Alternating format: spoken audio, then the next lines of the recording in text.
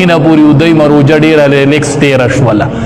ریلیکس تېره نه شوله د الله د رحمت نه محرومه شوې محرومه حدیث مبارک کې راځي بختور صحابه نبی علیہ السلام صحابه ته وی د جنت مختلفی دروازې دي کنه یو د صدقې دروازه ده نو چې چا صدقې ډېرې ورکړي به په هغې داخلېږي یو پکې د روژهدارو ده یو پکې د منځ کوونکو دغه دروازه ده چا چې نفلي منځونه ډېر کړي هغه به په هغې باندې داخلېږي او یو پکې د روژهدارو دروازه ده وی باب الریان ورته وایي ریان د هغې دروازې نوم دی وی په دې به صرف روژهدار داخلېږي صرف روژهدار به ننوځي چې اومې د رمضان روژې نیولي اومې ورسره نور نفلي روژې نیولي هغه روژهدار به په هغې داخلېږي نو ابوبکر صدیق رضی الله تعالی عنه ورته فرمایي د الله حبیبه دا خو ټول د خیر دی که پاره دروازه څوک داخل شو خو داسې کس په پکې چې هغه ته به دا ټولې دروازې دعوت ورکوي لکه صدقې والا ته به د صدقې دروازه اواز کوي مانځه والا ته به د مونځ کوي وی د الله حبیبه داسې به پکې چې هره دروازه به ورته اواز کوي دسی کس په پکې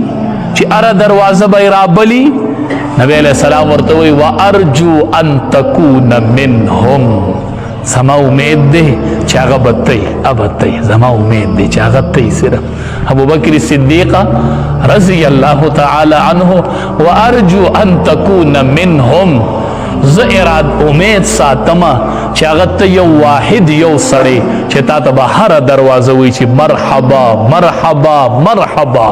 تا ته به هره دروازه اعلان کوي تا ته به هره دروازه اواز کوي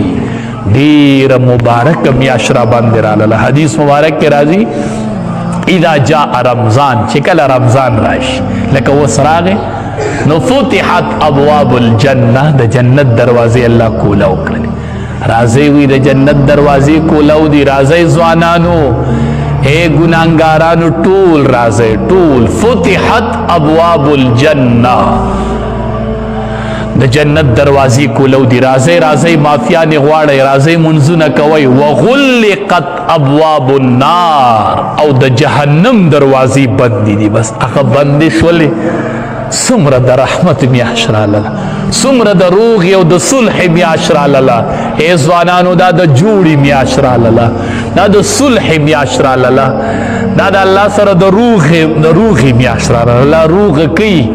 روژه ماتي پټې میم کوي او د ماسپخین میم کوي چې روژهدار نو الله روغ کوي دا د الله سره د روغې میاشت راغله روغي وکړو روغه په دې میاشت کې ډېر په اسانه کېږي ځکه د جهنم دروازې بندې دي او د جنت دروازې کولاو دي نه دا روغه نه ده دا روغه کوي روغه او نبی کریم صلی الله علیه وسلم فرمایي په ټوله دنیا کې الله ته څه شی خوښ دی ما من شیء احب الی الله من شاب التائب نبی علیہ السلام فرمایي وی رب العالمین وای چې په ټول مخلوق کې او په هر څه کې ما ته خوښه دا ده چې ځوان سړی ما ته ووایي چې الله زما توبه ده ځوان سړی وایي یا الله میری توبه د الله رحمت په انتظار دی چې دا ځوانان به کله توبه وباسي ځوانان به کله توبه وباسي ځوانانو میاشت در باندې راغله ښکلې ځوانۍ الله درکړي دي دا د قرآن د ختم دپاره دي کینم بم نو په ولاړه به قرآن ته ودرېږم مال الله ځواني راکړي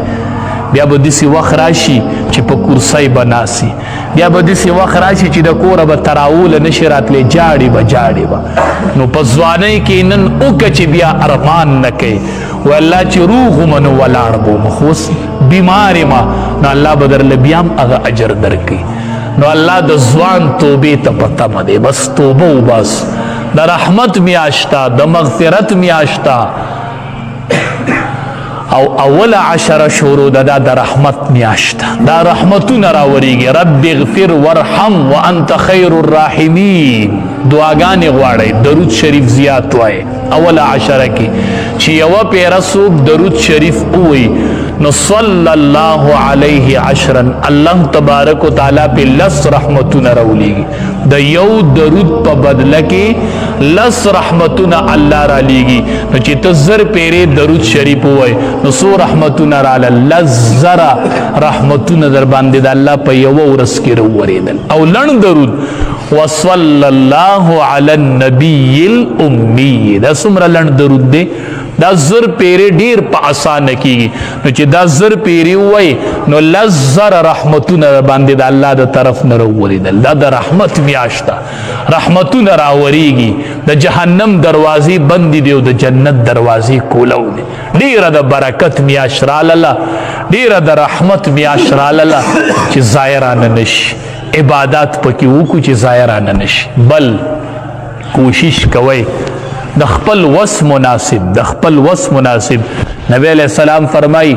چا چې یو روزدار له د روزماتي انتظام وکړو یو روزدار ستا په مال روزه ما تکړه نو نبی علیہ السلام ورته فرمایل وی د دې دومره اجر لري ته دغه روزدار عمره اجر الله تعالی درکو ستای ټول ګناهونه معاف کړل او چې یو غلام دې د الله په لار کې آزاد چې یو کستا په مال روزه مات نو صحابه غربونو صحابي راغی وی د الله حبیب مون خو دومره طاقت نه لرو چې سړی موړ کو نبی علیہ السلام ورته دا په مړولو نه دا په یو کجوره باندې دا په یو نونې ډوړای باندې میلاویږي خو چې ستا په مال سوکرو جماعت کې نو کوشش کوي خپل مالونو کې لګ برخه وکي لګ برخه ځان له کیلو کجوري له دغه نیمه کې نیم کیلو بل ورکا نیم ځان ته پرې خو چې وایدار خلکو جماعتي چې زما پکې اجر کی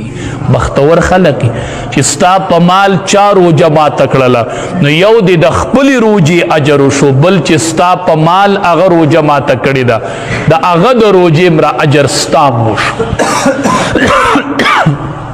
نو مونږ ته به د یوې روجې اجر میلاویږي او هغې ته به چې ستا په مال یو تن روجه ماته کړل تا ته د دوو روجو اجر چې دریو ماته کړل نو د دریو روجهدارو اجر څلورو ماته کړل نو د څلورو روجهدارو اجر نو دا د اجر میاشته دی کې په هر عبادت ناراسته